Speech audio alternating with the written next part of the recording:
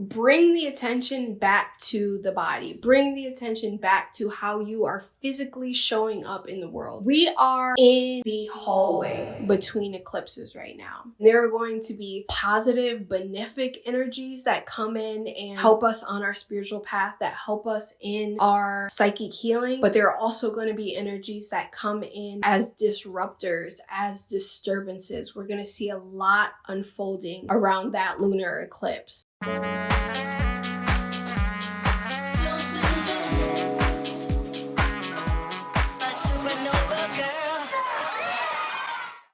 Hello, my darlings, and welcome to Astro Alchemy, where we tune into the astrological transits of the week, connect with our cosmic familia, and pull cards to see what energies we are being called to transform or cultivate this week. This week, we have such a transitional week of astrology.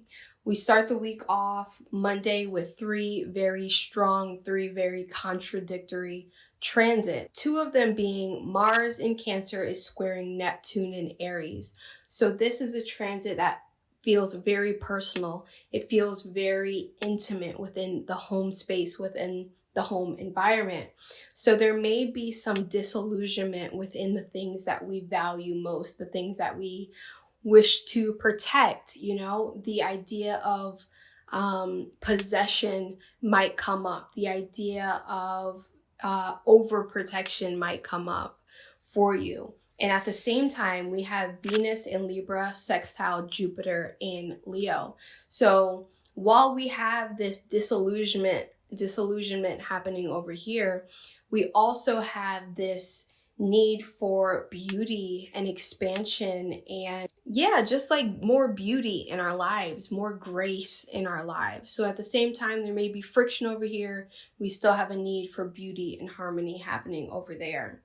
Wednesday, we have a first quarter moon happening in Scorpio. So this first quarter moon is really calling in a deep investigation and examination of the things that are hidden in our lives.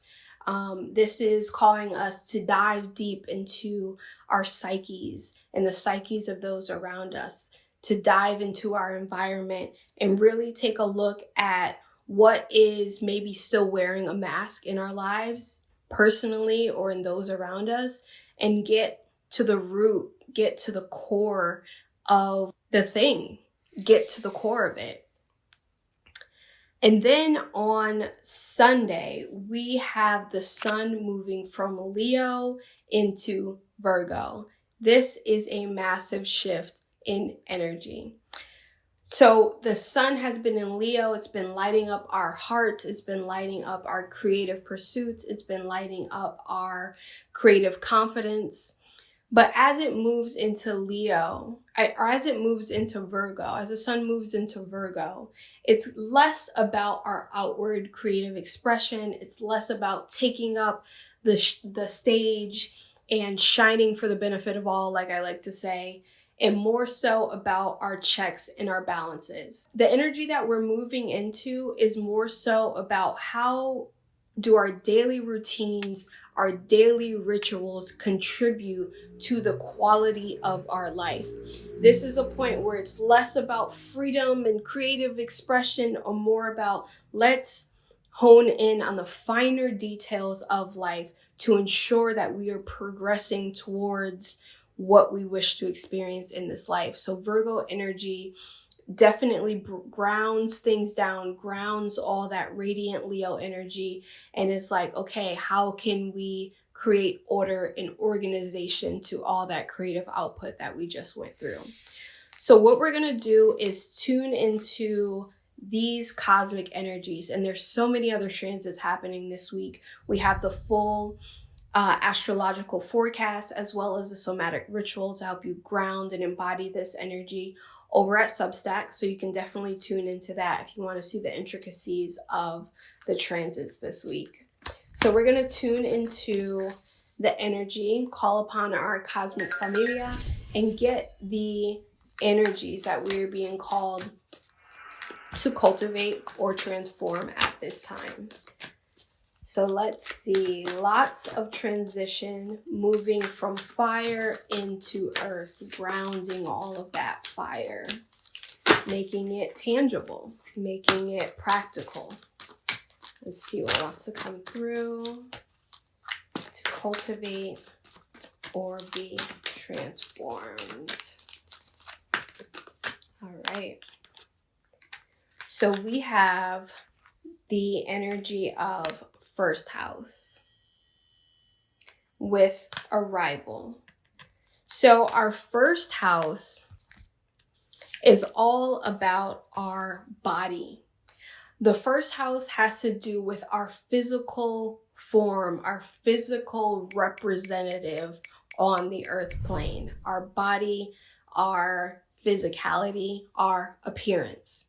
So this week we're being called to bring the attention back to the body, bring the attention back to how you are physically showing up in the world, how you are physically nourishing and cultivating yourself, your body. Again, the sun is moving into Virgo. So this is a time we're being called to pay attention to the details, to the intricacies of our physicality. Yes, it is so beautiful to expand and cultivate the mind. It is so important that we enrich and awaken our spirit. But we couldn't do any of that if we do not take care of our physical body, if we do not take care of our physical form. So our first house, the first house energy is calling us to tune into our unique programming of whatever we have in our first house.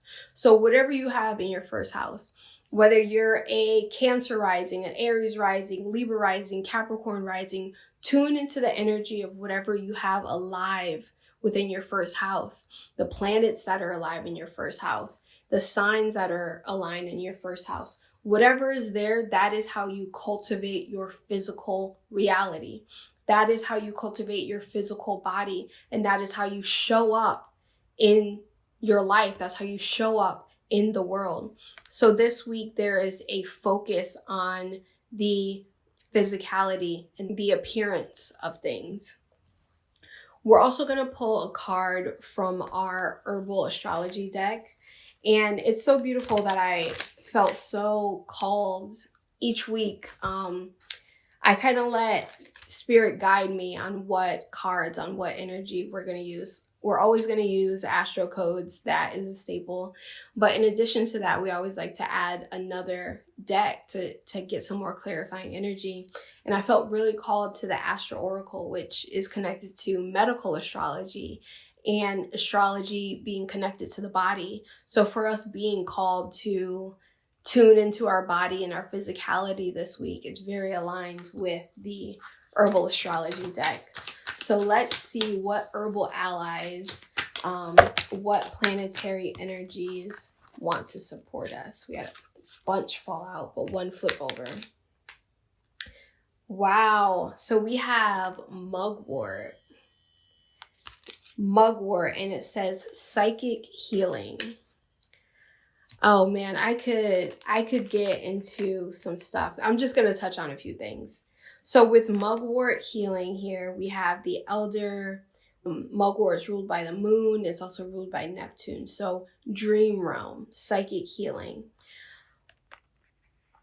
We are in the hallway between eclipses right now.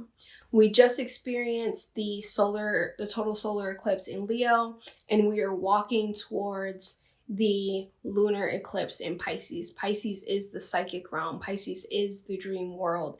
It is the healing realm.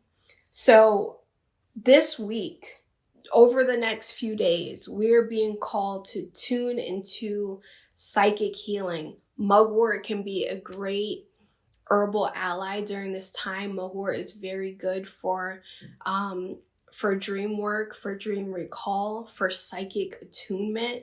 It's a very spiritually attuned herb.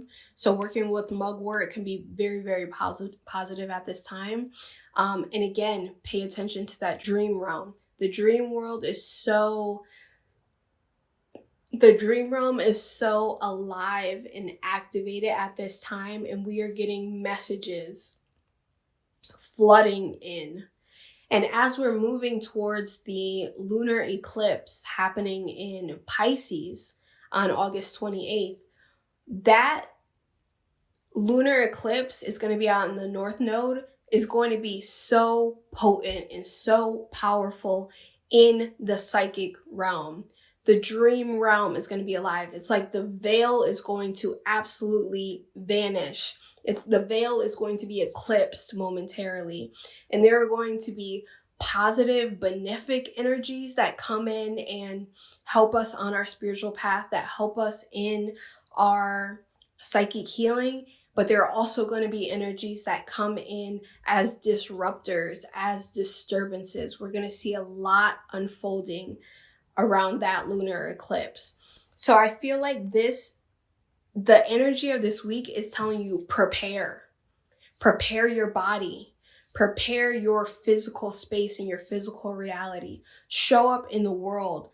Another message that I've been getting recently that I'm going to touch on further in another video is doing your auric work, repairing your auric field, working on your aura to ensure that you don't have leaks, that you don't have rips and tears, and you are inviting and engaging with energies that are not of benefit to you, that can potentially be of harm to you.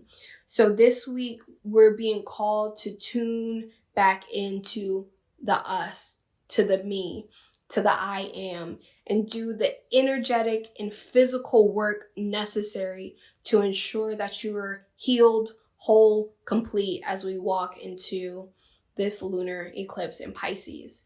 There's no need to strive for perfection, but intention is the most important thing this week.